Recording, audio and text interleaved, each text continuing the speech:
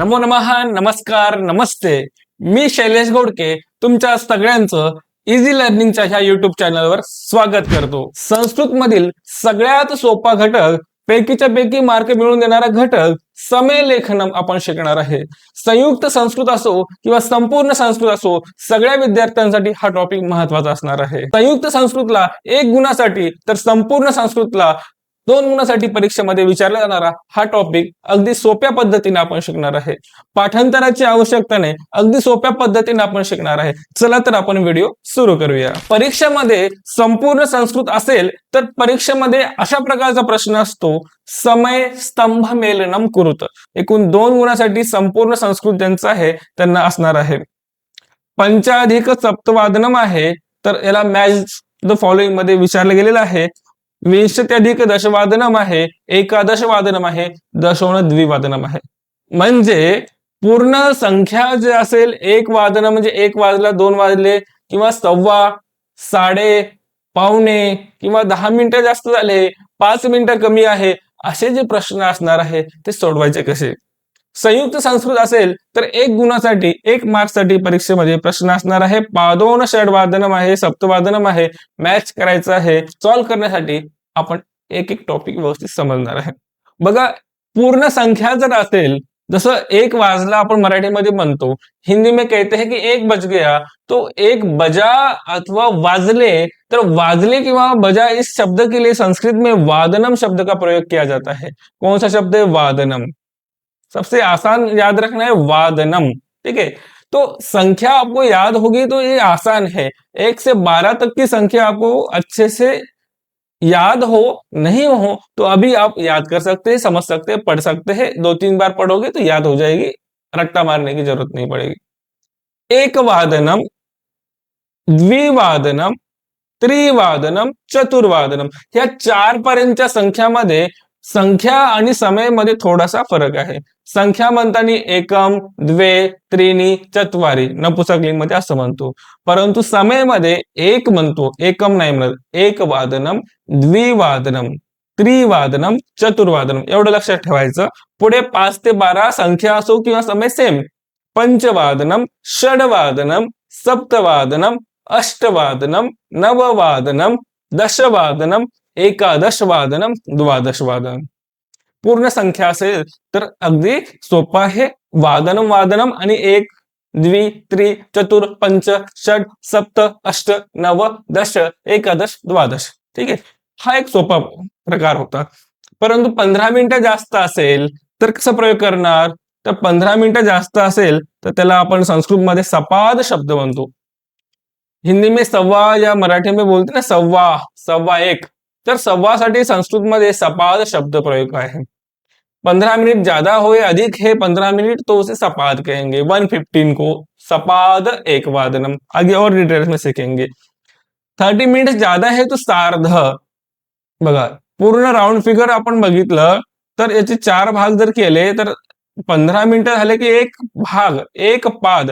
संस्कृतमध्ये त्याला 1 पाद असं म्हणलेलं आहे. 4 पाद असतात कोणत्या 100% समजा 100% घेतलं त्यामध्ये 4 याच्यामध्ये डिवाइड होतं, त्याला पाद म्हणतो. चरण किंवा पाद 3 आणि 4 हे चरण केले तर 1 पाव किंवा 1 पाद त्याला जास्त आहे तर सपाद.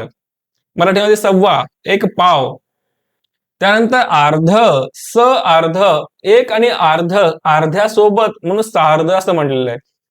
ठीक है, हिंदी में भी होता है ऐसा और मराठी में भी होता है और संस्कृत में भी. और 1 पाव कम हो तो उसको कहेंगे पादोन. ठीक है, इसमें क्या होता है कि 1 पाव कम है, जैसे 1:45 होगा तो 1:45, मतलब 1 पाव कम हो गया, मतलब कम है 2 बजने में 1:45. ठीक है, पादोन द्विवादनम. आता याची चर्चा आपण पुढे करूया. संस्कृतमध्ये सपाद म्हणायचं झालं तर 15 मिनिटं जास्त. सपाद 1 वादनम, सपाद द्विवादनम, सपाद त्रि, सपाद चतुर्वादनम, सपाद पंचवादनम, सपाद षडवादनम, सपाद सप्त, सपाद अष्ट वादनम सगळीकडे सेम. सपाद नववादनम, सपाद दशवादनम, सपाद एकादश वादनम, सपाद द्वादश वादनम. जर सकाळचे म्हणायचं असेल तर प्रातः काले किंवा प्रातः आणि इव्हिनिंग असेल तर सायं शब्दप्रयोग वगैरे करू शकतो आपण, किंवा 24 आवर्सची घडी सुद्धा प्रयोग करू शकतो. नॉर्मली 12 पर्यंत आपल्या परीक्षेमध्ये आहे, त्यामुळे आपण एवढं शिकलो तर मार्क्स मिळणार आहे. उसके बाद देखिए सार्ध मतलब 30 मिनट्स ज्यादा, सार्ध एक वादनम, सार्ध द्विवादनम, सार्ध त्रिवादनम, सार्ध चतुर्वादनम, सार्ध पंचवादनम, सार्ध षड्वादनम, सार्ध सप्तवादनम, सार्ध अष्ट, सार्ध नव, सार्ध दश, सार्ध एकादश और सार्ध द्वादश. एकादश और द्वादश देखो याद रखना है, उसमें ही थोड़ा सा कन्फ्युजन होता है. या चतुर्वादनम की स्पेलिंग याद रखना है. 4:15 किंवा 4:30 साठी किंवा चतुर्वादनम म्हणतो आपण, तर वावर रफार आहे. काही काही मुलं तू वर चतु म्हणाले, चतुर्वादनम नाही, चतुर तू नंतर रचा उच्चारण आहे, चतुर्वादनम, हे लक्षात ठेवायचं आहे. याच्या व्यतिरिक्त जर 5 मिनिटं जास्त असेल तर 1 वाजून 5 मिनिटं झाले तर पंचाधिक, पंच आणि अधिक दीर्घ संधी होऊन पंचाधिक, अधिक शब्द म्हणजे जास्त, पंचाधिक एक वादनम. आणि 10 मिनिटं असेल तर दशाधिक एक वादनम असं होणार.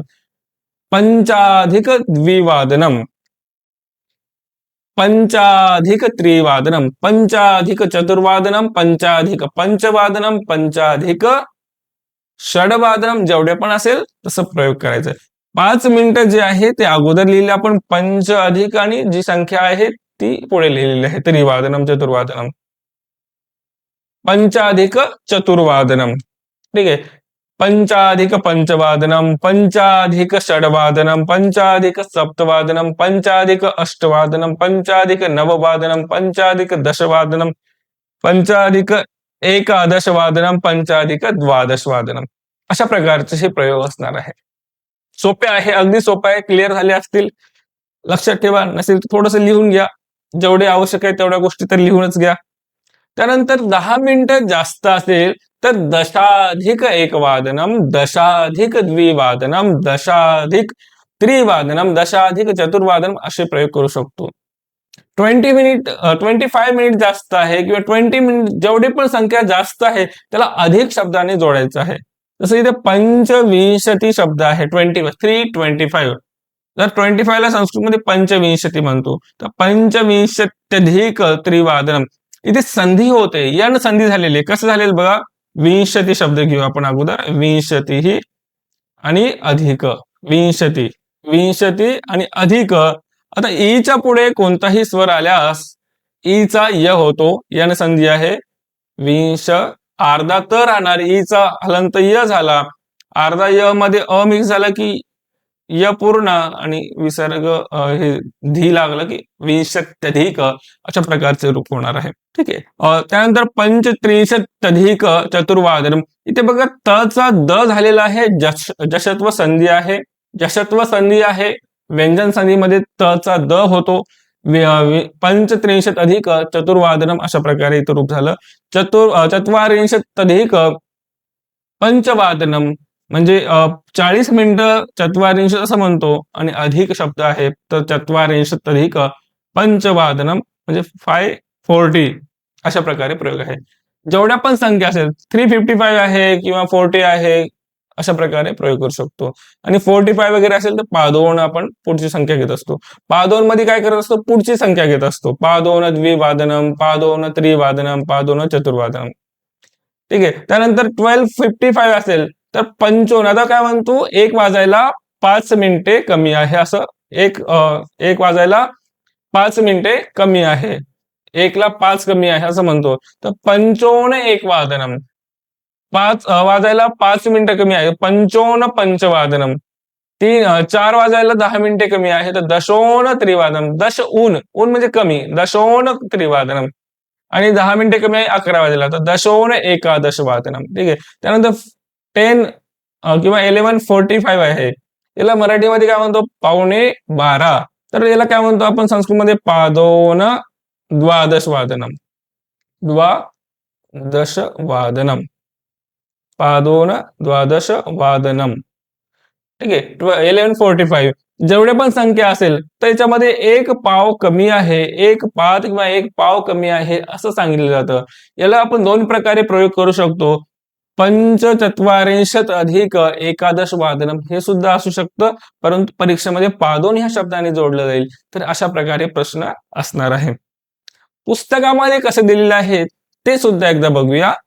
पंचवादनम दिलेलं आहे, त्यानंतर 5:05 तर पंचाधिक पंचवादनम, पंच अधिक दशाधिक पंचवादनम, 10 मिनिटे जास्त आहेत, दशाधिक पंचवादनम. सपाद पंचवादनम 5:15 आहे, तर सपाद एक पाद एक चरण जास्त असं सपाद एक पंचवादनम. विंशती अधिक विंशत्यधिक पंचवादनम, पंचविंशत्यधिक पंचवादनम म्हणजे 25 मिनिट जास्त असेल तर पंचविंशत्यधिक पंचवादनम. तर 6:25 असेल तर पंचविंशत्यधिक षडवादनम असं झालं असतं. पंचविंशती शब्द सेम, पुढे जेवढी पण संख्या असेल षडवादनम सप्तवादनम ते तसं लिहायचं असतं. त्यानंतर सार्ध पंचवादनम, पंचत्रिंशत अधिक पंचवादनम, चत्वारिंशत अधिक पंचवादनम, पादोन षडवादनम, दशोन षडवादनम आणि पंचोन षडवादनम. अगदी सोपं आहे.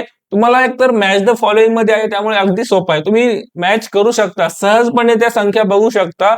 फक्त 2-3 गोष्टी लक्षात ठेवा. जर 45 असेल, जसं 445, तर याच्यामध्ये आपण चुकण्याचे चान्सेस आहे की ते बघून 4च्या संख्येलाच आपण मॅच करण्याचा प्रयत्न करतो.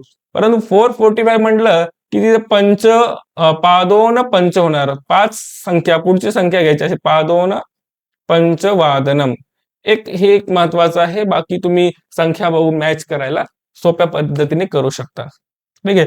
अशाच प्रकारचे व्हिडिओ आपण पुढे बघणार आहे, शिकणार आहे. संस्कृतचा एक क्रॅश कोर्स सुद्धा घेऊन आलेला आहे. संपूर्ण संस्कृत असो किंवा संयुक्त संस्कृत असो, सर्व विद्यार्थ्यांसाठी हा कोर्स असणार आहे.